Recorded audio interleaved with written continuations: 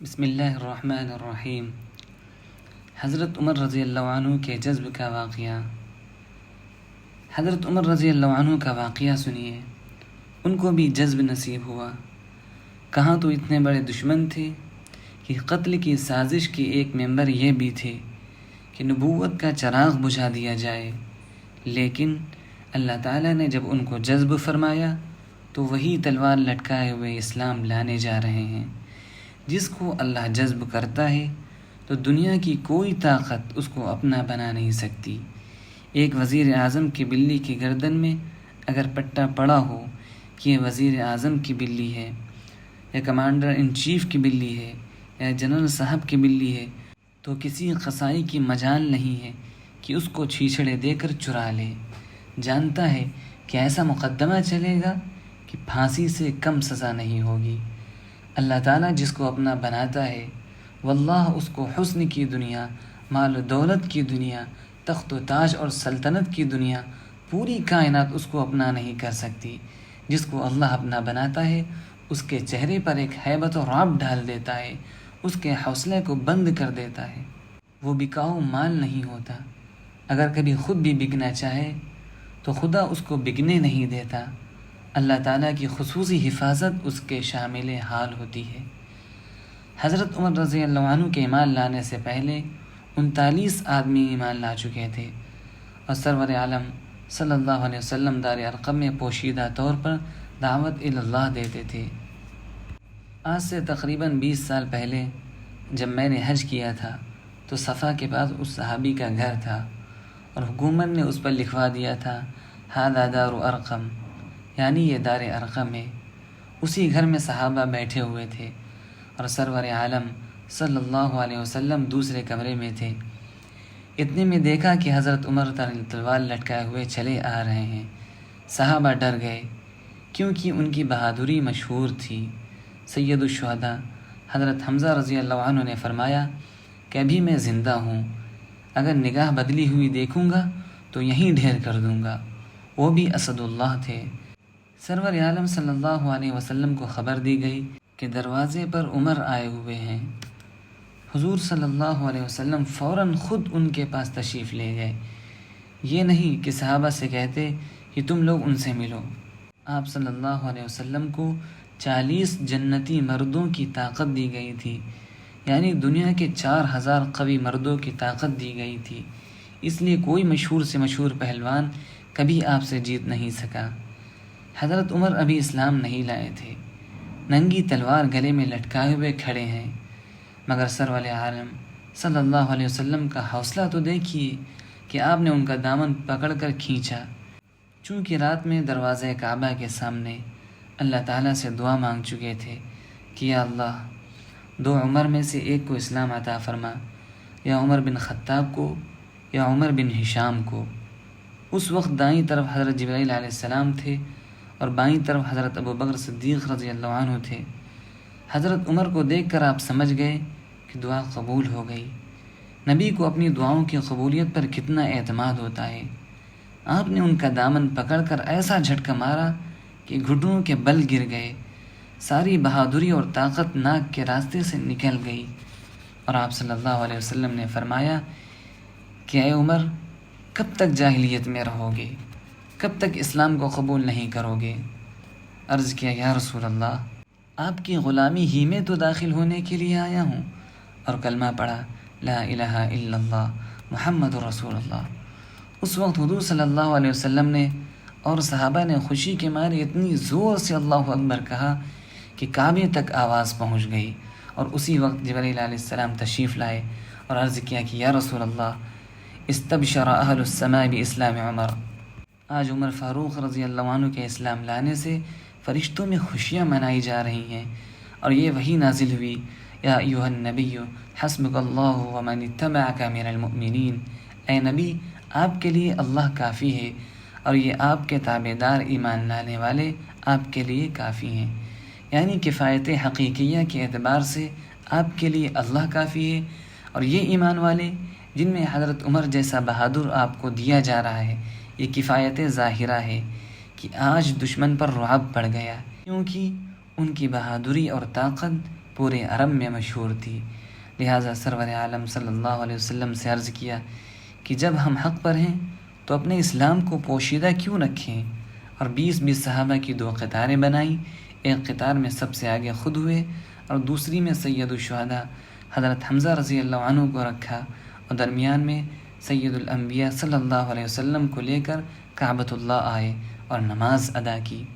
اس کے بعد جن لوگوں نے آپ صلی اللہ علیہ وسلم کے قتل کی سازش کی تھی اور ان کو مشورہ دیا تھا کہ سرور عالم صلی اللہ علیہ وسلم کو قتل کر دو، ان میں سے ایک ایک کے پاس گئے اور کہا کہ کمبختو، ایسی پاکیزہ شخصیت کے بارے میں تم قتل کی سازش کر رہے تھے اور مجھ کو اس میں شریک کرنا چاہتے تھے، اب تمہاری خیریت نہیں ہے، اور ہر ایک کو اٹھا کر پٹکا اور مکہ گھونسا مار مار کے بھوسا بنا دیا۔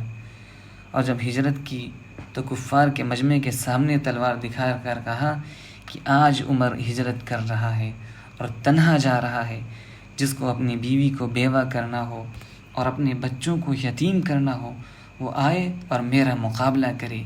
کیا شان تھی، اللہ کی عجیب قدرت ہے، کہاں سے کہاں پہنچے۔ آپ صلی اللہ علیہ وسلم کی غلامی کے صدقے میں اللہ تعالیٰ نے ان کو خلیفہ دوم بنایا۔ 10.5 سال حکومت کی۔ یہ ان کے جذب کا واقعہ تھا۔ اللہ جس کو چاہتا ہے اپنا بناتا ہے، اللہ تعالیٰ ہی نے جذب فرمایا، ورنہ جو قتل کی سازش میں شامل ہو وہ کیسے اسلام لا سکتا تھا۔ مگر بس وہی بات ہے، نہ میں دیوانہ ہوں اصغر، نہ مجھ کو ذوق عریانی، کوئی کھینچے لیے جاتا ہے خود جیب گریباں کو۔ اب تیسرا جذب ایک تابعی کا سن لیجئے۔ جذب تو بہت لوگوں کو ہوا ہے، کہاں تک بیان کروں گا۔ ایک تابعی جن کا نام زادان ہے، یہ پہلے لکڑی بجا بجا کے گانا گاتے تھے، مگر آواز غضب کی تھی۔ ملا علی قاری رحمۃ اللہ علیہ لکھتے ہیں کہ ایک دن حضرت عبداللہ بن مسعود رضی اللہ عنہ اس طرف سے گزرے تو یہ لکڑی بجا بجا کر گا رہے تھے۔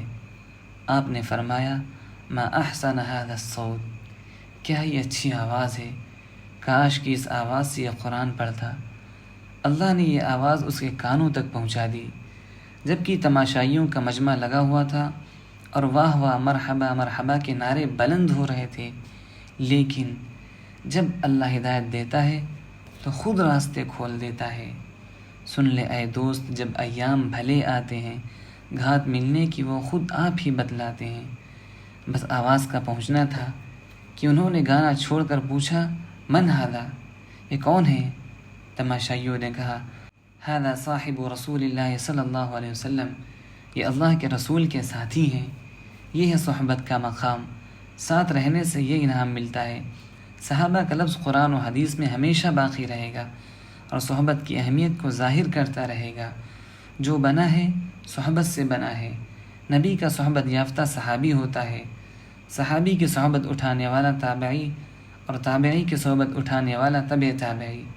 اتنی اہمیت تھی صحبت کی کہ لوگ صحابہ کو دیکھ کر کہتے تھے، ھذا صاحب رسول اللہ، یہ حضور صلی اللہ علیہ وسلم کے ساتھی ہیں۔ جو اللہ والوں کے ساتھ رہتا ہے سنت صحابہ ادا کر رہا ہے۔ پوچھا کہ ان کا کیا نام ہے؟ بتایا عبداللہ ابن مسعود رضی اللہ عنہ۔ پوچھا یش قال، انہوں نے کیا کہا؟ تماشائیوں نے بتایا کہ انہوں نے فرمایا کہ کاش اس پیاری آواز سے یہ قرآن شریف کی تلاوت کرتا، بس یہ سننا تھا کہ جی اٹھے مردے تیری آواز سے۔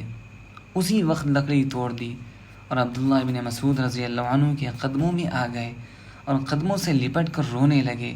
حضرت عبداللہ ابن مسعود رضی اللہ عنہ بھی رونے لگے۔ کسی نے عرض کیا کہ آپ کیوں روتے ہیں؟ فرمایا کہ جس گنہگار نے توبہ کر لی وہ اللہ تعالیٰ کا محبوب ہو جاتا ہے۔ التائب حبیب اللہ، اللہ کا محبوب اور دوست روئے اور میں نہ روں، اور جس سے اللہ محبت کرے اس سے میں محبت نہ کروں۔ پھر یہ حضرت عبداللہ ابن مسعود کی خدمت میں رہ پڑے اور بہت بڑے عالم اور اللہ والے ہوئے۔ ذرا سی دیر میں دل کا رخ بدل جاتا ہے۔ جوش میں آئے جو دریا رحم کا، جوش میں آئے جو دریا رحم کا، قبر 100 سالہ ہو فخر اولیاء۔ جب اللہ تعالیٰ کے دریائے رحمت میں جوش آتا ہے تو 100 برس کا کافر صرف ولی اللہ نہیں ہوتا، سیکنڈوں میں فخر اولیاء بن جاتا ہے۔ ہندوستان کا ایک کافر ہندو اپنے بت کے سامنے 90 سال سے صنم صنم کہہ رہا تھا۔ ایک دن اچانک غلطی سے منہ سے صمد نکل گیا۔ صمد اللہ کا نام ہے، جس کی تفسیر حضرت ابو ہریرہ رضی اللہ عنہ نے یہ فرمائی ہے کہ صمد کے معنی ہے المستغنی عن کل احد المحتاج الیہ کل احد۔ صمد وہ ذات ہے جو سارے عالم سے بے نیاز ہو، کسی کی محتاج نہ ہو اور سارا عالم اس کا محتاج ہو۔ بس منہ سے صمد کا نکلنا تھا کہ اللہ تعالیٰ نے فرمایا لبیک، میں تو حاضر ہوں اے بندے۔ اس کافر نے اسی وقت بت کو ڈنڈے مار مار کر توڑ دیا اور کلمہ پڑھا، لا الہ الا اللہ محمد الرسول اللہ، اور ہندوؤں سے کہا کہ ظالموں، 90 سال کا کافر ہوں، 90 سال تک اس بت کو پکارا لیکن کوئی جواب نہیں آیا۔ آج غلطی سے مسلمانوں کی خدا کا نام منہ سے نکل گیا تو آسمان سے فوراً آواز آ گئی، لبیک، اے میرے بندے، میں تو حاضر ہوں، تو ہی مجھ کو چھوڑ کر پتھروں کو پکار رہا ہے جو اندھے، گونگے، بہرے ہیں۔